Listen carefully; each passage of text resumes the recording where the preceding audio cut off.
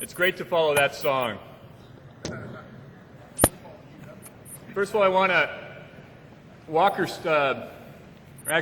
Mark indicated this, and Mark was describing me. I was one of those guys that Les kept because I'd work hard with no great expectation to play. I was a mediocre player on two good teams. Walker's told me that I'd have as much time to speak here today as I got to play in the game, so that has to be brief.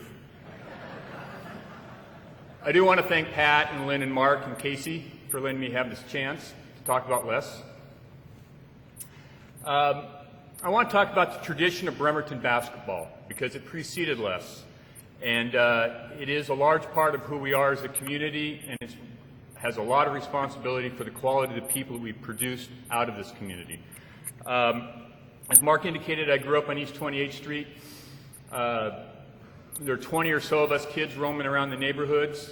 Every mom fed us. Every father shook our head. I was disciplined by more dads in my neighborhood than I can count, probably for being a knucklehead every time I did it.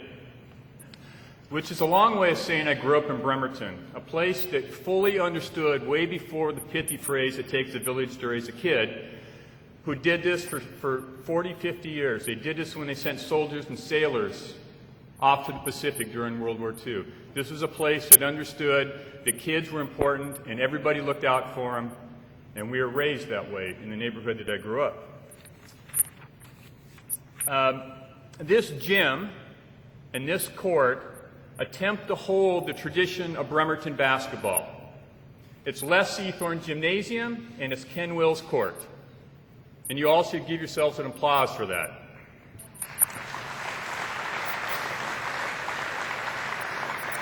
But what I want to say is it's not possible for this place to hold a tradition. This tradition has left this building. It's traveled all over the country. It's gone to Seattle, it's gone to Tacoma, it's gone to Dubai, believe it or not. I know for a fact that Susan Myers-Stevens, East High School class of 1960, is using Les's philosophies to coach her girls' tennis team in Beverly Hills High School. Atlanta, Georgia, I hear tell, has a pretty high dose of the stuff in the form of a guy named Marvin Williams, Bremerton High School class of 2004. Our basketball tradition even plays a pretty tight defense in the halls of Congress, thanks to Norm Dix, West High School class of 1959.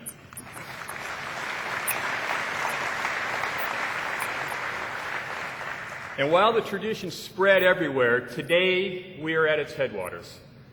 After all, this began about 1935, and today we're closing a final chapter on the contribution that Les Seathorne made to that legacy.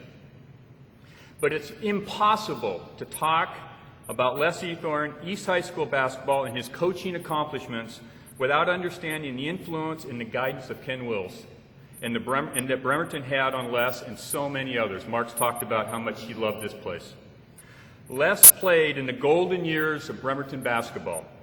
A short list of Bremerton greats would need to include Bill Morris, Frank Wright, Ray Volz, Al Mall, Roger Wiley, Boyd McCaslin, Les Seathorne, Louis Soriano, Darwin Gilchrist, Sid Ryan, Ted Tappy, Don Heinrich, Bill Alexander, Al Murphy, Hal Lee. I know I'm missing some great players, and I apologize for that.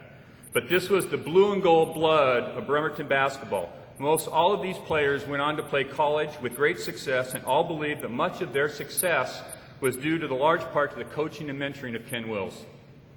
Ken started the Open Gym as a place not just to hone basketball skills, but as a safe place for kids who had difficult home situations. Wills looked after any kid who sought him out, basketball player or not. Les was one of those kids. Les's commitment to Wills was total. He described Wills to Kitsap's sons Terry Mosier this way, and I quote, "He changed your life. First of all, he didn't take anything from anybody. No nonsense. If you wanted to play basketball, you had to follow his rules. If you didn't play the way he wanted you to play, you could play at the YMCA or the City League." Les called that Siberia. "We just knew he was better than we were, so we listened to him." When I read that quote, I thought, geez, does that sound like somebody we know? Les's life was changed by Wills. He found direction and trajectory in his life. It was teaching, it was mentoring, and it was coaching young people. He opened the gyms on Tuesdays and Thursday nights. Sunday afternoon, reasons Wills did. To develop basketball talent for sure, but really to provide a safe place in Bremerton for kids to find community, development, friendship, and to seek the guidance and support when life at home was not so great. And I know that's the truth because I played basketball and I went to school with kids who were in that category, and they had a safe place with Les Ethorn at the gym. Les was a father figure to hundreds of kids in Bremerton, many of whom never played basketball for East Bremerton.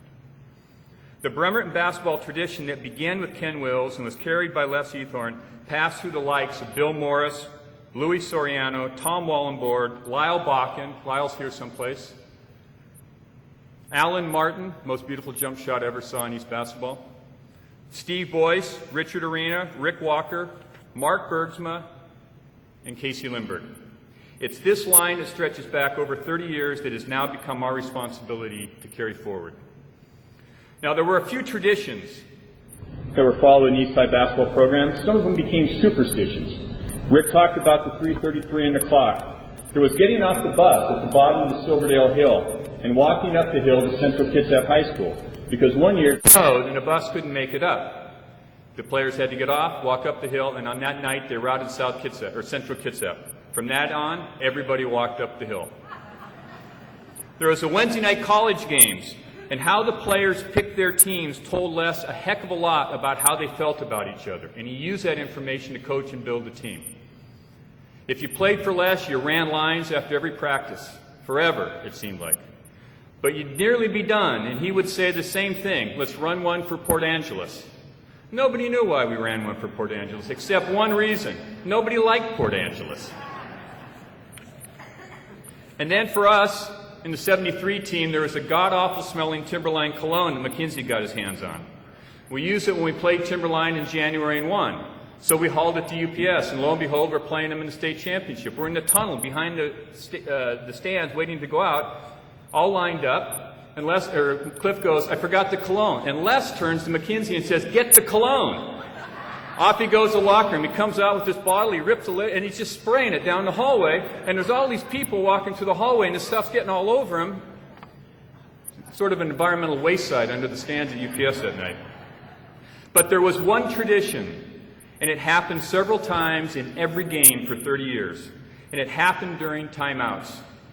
It didn't matter if Les was drawing up some magic plan on that clipboard, or if he's simply reminding his players to play East basketball. Each timeout ended the same way. He would look at each player with that fire that burned in his eyes and that intensity that was his game voice, which was way different than his conversational voice, and he would say to you, "You can do this. You can do this."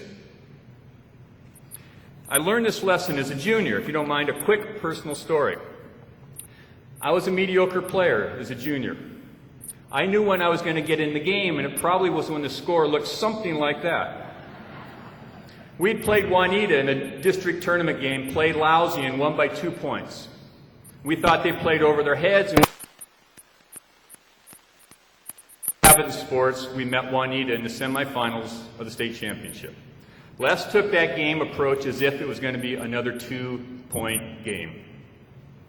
So it was a little surprising to Brian Geringer and I, a minute into the second quarter in a very tight game, to have Les get up, turn to us and say, "Torseth and Geringer, in for Waffle and Arena."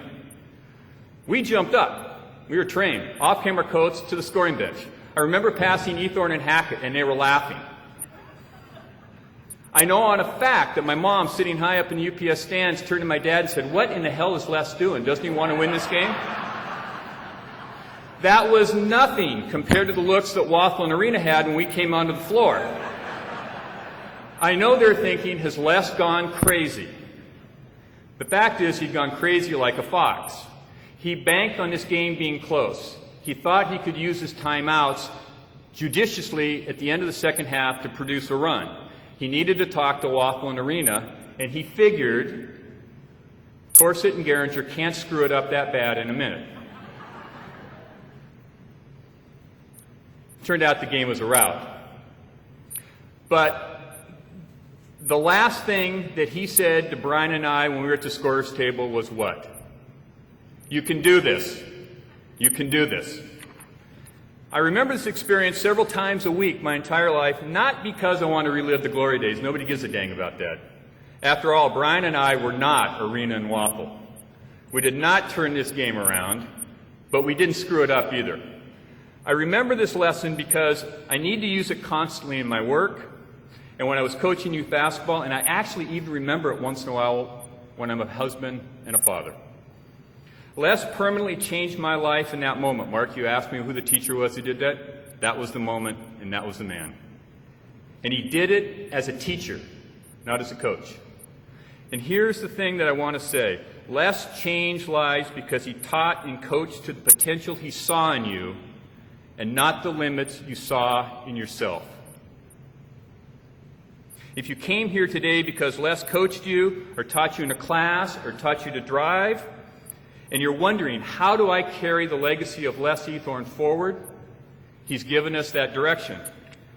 Parent, teach, and coach other people to the potentials you see in them and not to their self-perceived limits.